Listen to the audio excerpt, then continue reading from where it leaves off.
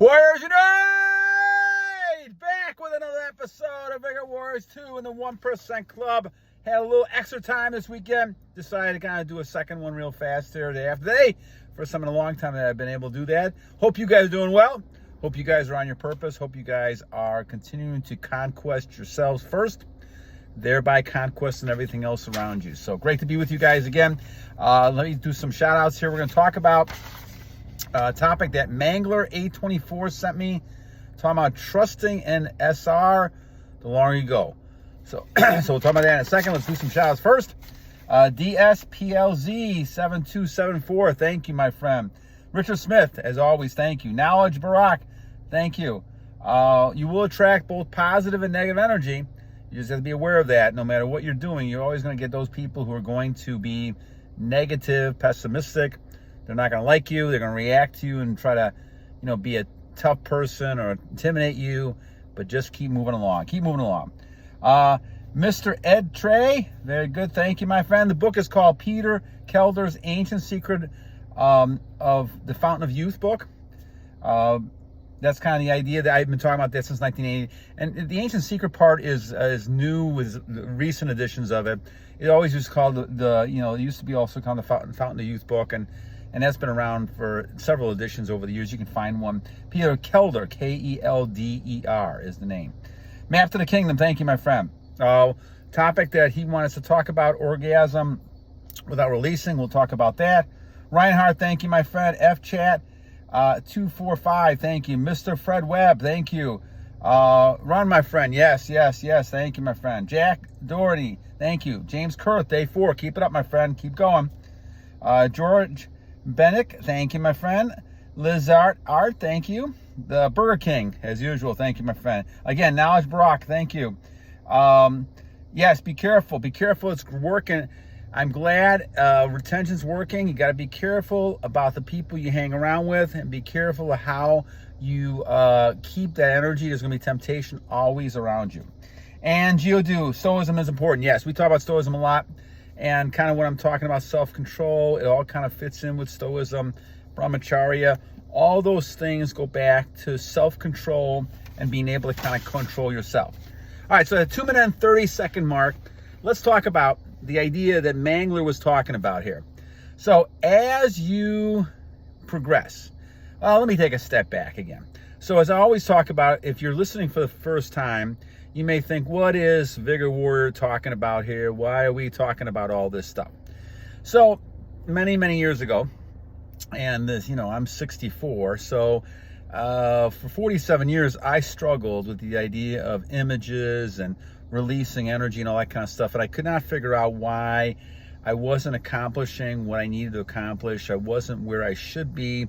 I wasn't feeling good. I was always sick, all kinds of stuff happening to me. And things just didn't happen well. And I found this book, Fountain of Youth, and then I got this in 1998. So I started doing some of those exercises, and I was probably in my late 30s, something like that at that point. And it started making a good difference. But when I looked at the one book, the one exercise they were talking about, Keller was talking about, that I struggled with adapting, was this one saying you got to hold all your energy in. That means having no sex, intercourse, things like that, unless you're going to go procreate. And so the longer you hold it in, the more you transmute it. Now, I didn't recognize what that meant back in 1998. I'm not sure if there was actually a movement called Semen Retention back in 1998. It might have been. It may have been just starting at that point. But as the years have gone on, and about 5 years ago, before we had COVID, and I started my new strength monk mode, and where I'm at 1,800 days right now, I finally realized that this was Semen Retention. And this is why I started doing the tapes and kind of looking at other people who've struggled through the same thing I did, focusing on why are we doing this? Why do we have to do this? And why is this important? Well, that holding on to energy, I realized was the key to everything else you do. And reading all the books back in the 1800s, early 1900s, you realize this was an epidemic. This was a problem back then. And they warned over time. And I know it became a myth in many kind of, people scaring each other by saying, if you release so much, you're going to go blind, all this kind of stuff. But there was a lot of documented evidence back then of things happening to people when they lost their energy. I started putting this all together in my mind, 5 years ago, 6 years ago, when I decided to go monk mode totally, and decided that I was going to go ahead and just be a full retainer and not fool around back and forth like I was doing for 47 years, not really knowing what the heck I was doing. And so it's important as you go along on this trip, this journey, not to give up on semen retention and trust in the idea you're going to go for. And the idea is that as you hold your energy in, God has given you that energy. It's going to build you up. It's going to continue to make you stronger and stronger and stronger. And the person you are at this point will be a different person when you continue to go 4, 5, 10 years from now. And I believe that, and I've seen this in the autobiography of Malcolm X and a number of other people, that as you do this over a period of time, 10, 12 years, you become closer to God. Because what you're doing is keeping all his energy in you instead of releasing it. The only time, releasing it to me is appropriate anymore is basically when you're trying to have a child, and obviously you can do that by releasing. But the thing is that doing it otherwise, all you're doing is getting a short-term pleasure, but you're hurting yourself in the long run. And so I found this out the hard way for all these years. And, back when I was in 1998, that was almost the end of me back then, because I had arthritis. I had all kinds of problems for football injuries over the years back in high school and college. And so I was stressed out, just started family, kids, things like that. And so I had a lot of issues going on there. And so hypertension, things like that. And so, the doctor basically said, you got to find something to do here, or else you're going to kind of kill yourself with heart attacks and things like that. So I was at the point of saying I had to find something. Now, I just so happened to go into a Goodwill store and find this old book called The Fountain of Youth. And this was the 1985 version, so it wasn't as old, 1998, only 15 years old, something like 13, 14 years old. But it goes back to the 1940s, right? It goes back to the 1940s.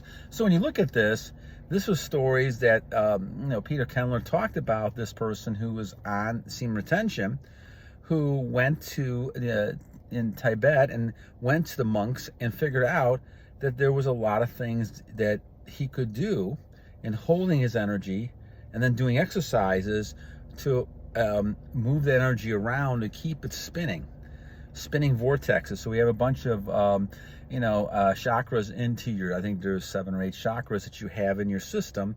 One is obviously in the reproductive system, and as you go through, all those can be activated and kept moving through the idea of, exercises. Like one is spinning. There's a number of different things you can do to kind of do that. And maybe I'll do another one on that at some point. We did a few of those before. But all those things keep that spinning. And so as it keeps spinning, you do that. Obviously you stay, you kind of fight off the idea of death in many ways. And you get younger in some ways. They call it youthing. You go back and, you kind of get younger as time goes on. So as you do this more, you realize the potential you have in semen retention. This is obviously a self-control type of thing you're talking about here. You're trying to control yourself so that you can use your energy for things that are positive, like achieving goals, getting in shape, accomplishing goals. All these things will benefit you. And so we talk about the benefits of SR all the time, but the longer you go with this, the danger is that you become overconfident with it, or you just take it for granted. And you should do neither one of those things. Obviously, it's important to know that temptation is around the corner.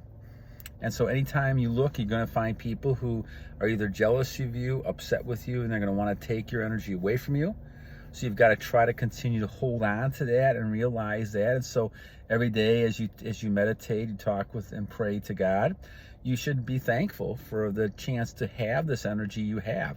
There's not many people. And again, we talk about the 1-2% club here. And as I was going out, it was a lot more than that. But at this point, nobody's really kind of, very, very many people. It started to get more credible as time goes on here. But a lot of people just think it's kind of a lot of nonsense, and people are crazy for doing it, right? But the fact is as you realize this, you realize that we're just destroying ourselves, and that's what we do in our society. We destroy ourselves. You look at all the great history and all the great empires, and they were all kind of destroyed from within long before people conquered them. It's because lascivious behaviors. Roman Empire is a good one. I've seen, shows on Roman Empire recently. Again, it's the same old thing. In England, the Tudors, and you look at the Mayas and Incas, everybody lost, and Sodom and Gomorrah is a great example of that as well. And I've seen some videos on Sodom and Gomorrah. It's the same type of thing. When you lose your ability to have self-control, and now you have no restrictions, all of a sudden anything you do is good, and it's going to get worse and worse and worse. Because as time goes on, you lose those restrictions in your mind because you don't feel there's any consequences. And when people get to the point of that, then they're very vulnerable, because there are restrictions. You can't just do anything you want to do. You can't hurt people. It's going to come back and get you one way or the other, right? You can't go ahead and release because it's going to come back and get you one way or the other. Obviously, having a child is a whole different matter. But for the most part, when you're not really controlling your behaviors, you're not learning how to temper your behaviors, temper your anger, temper those things, then all of a sudden you lose control. And now you're at the whim of other people, other things around you. And that's what happens a lot when people get angry. And some people know how to push each other's buttons, so they do it on purpose. Maybe not on purpose all the time, but manipulative games. They want to test people. And this happens in relationships all the time as well. So as we talk about this, it's not easy to last a long time. I mean, I went 47 years from going back and forth. I had small streaks here and there, but nothing ever very solid. And so, Mangler, I think it's a great point that we bring up here. I mean, you have to trust in the process. So it's really not a number of days. Yeah, I think I'm over 1850 or something like that. But I really lost count. The only reason I even talk about it is because I have videos like this, and I've done this. I think I'm at almost coming near to 1,000 videos. But the bottom line really is that it's got very little to do with the days or the count. It's a lifestyle that you choose. And the lifestyle you're choosing is to better yourself, becoming a high-value male as much as possible. Why? Well, God wants you that way, first of all. That's the most important thing.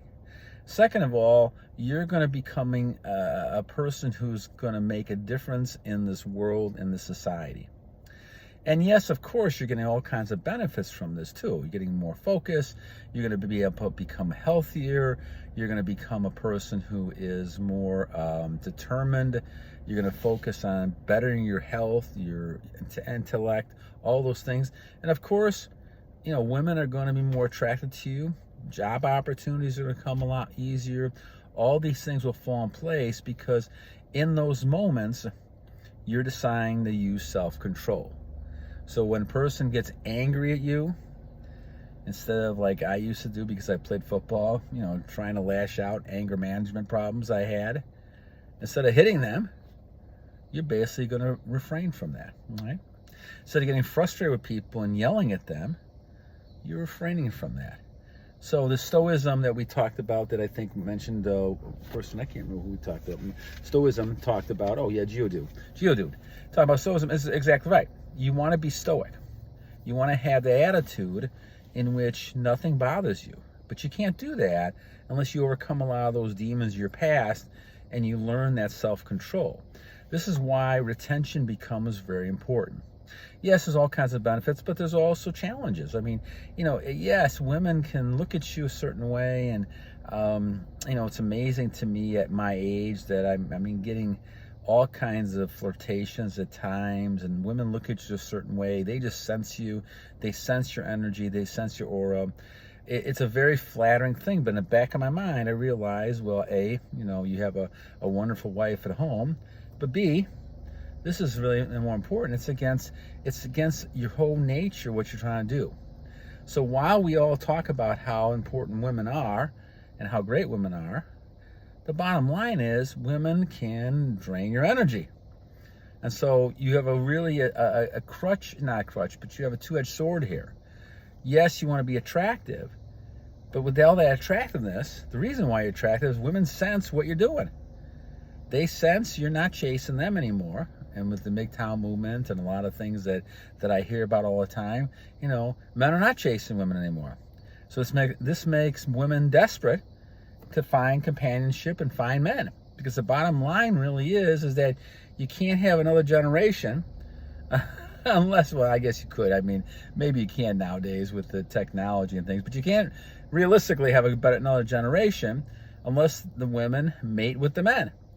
And in this past, all these last 100 years or so, maybe probably more than that, the idea has been men is going to chase women until women think they're worthy. Well, that's always been a big fallacy, but it's accomplished its goals because you have children and the husbands stay with the wives and all kinds of stuff. And so now the family's taken care of and the generations can move on and on. But the thing is that if the women now realize men are not chasing them, women have to then play their cards. They have to show their cards saying, I'm interested in you, and you in a sense, maiden. Now, it sounds more illogical. I don't mean it this way.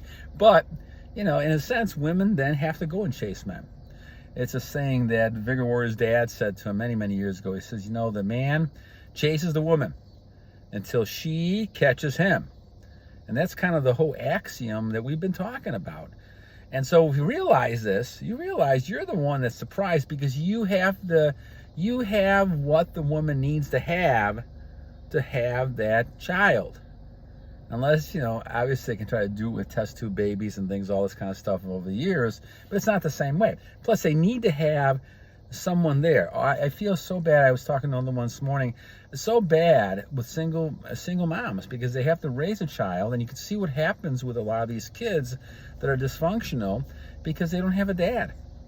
And it's so important. Men are so extremely important. But in this society, over the last some number of years, whether it's a conspiracy theory or whatever it might be, an idea, men have been, positioned and taught that they're useless and their masculinity is toxic and all this kind of stuff. Yet that's exactly what we need. We need masculinity. We need people who are going to be strong. We need people who are going to be powerful. We need people who are going to protect. We need people who are going to provide. And you can't do that if you think you're like milquetoast, or now you're kind of some simpest behavior and you're afraid to do anything because you don't have a strong role model. You haven't been taught confidence and you don't have those things that that you need to have. And so it's all going backwards. Now, fortunately, as we talk about the movements, the things we're talking about with semen retention, all these things are starting to change again. And I think for the good. And I think when you see the landscape, what's been happening, you see masculine men back in the picture. And I think that's crucial. They haven't been recently, in my opinion. You don't look at men in the same way. I mean, you look at people in the past, 10, except for a couple, in the past 10, 15 years, they've not been strong men that have been leading us in the country, leading us everywhere. They've not been strong men. And so we need strong men who are going to make decisions. Now, you may not agree with the decision. You may not like the person, but the man is making a decision. And the same thing is happening all through our society. When men are making decisions and they're the leaders, and I'm not saying women can't be leaders. Women can be great leaders. But there's a big difference here between masculine energy and feminine energy. And when women try to have feminine energy, and I ran into one yesterday, trying to look like Hulk Hogan, sitting there, right? And it was just incredible to me how she thought this is what made her attractive. Well, it really wasn't making her attractive. It was kind of the opposite. And when I looked at her and I kind of said, oh, kind of looking like Hulk Hogan, she all of a sudden looked at, and all of a sudden you could see that she was deflated because that approach did not work. Because the masculine energy was a fake that she was trying to do. It was, And women should not be faking their masculine energy. They just don't have it. But they have great feminine energy. Almost the same way when men try to fake feminine energy. And they just can't do that. Because men are awkward, they're not the same, and they're holding back all their energy. Now, obviously, through releasing and everything, it's almost like a drugged out person or just a person who doesn't have any more energy, is a zombie-like.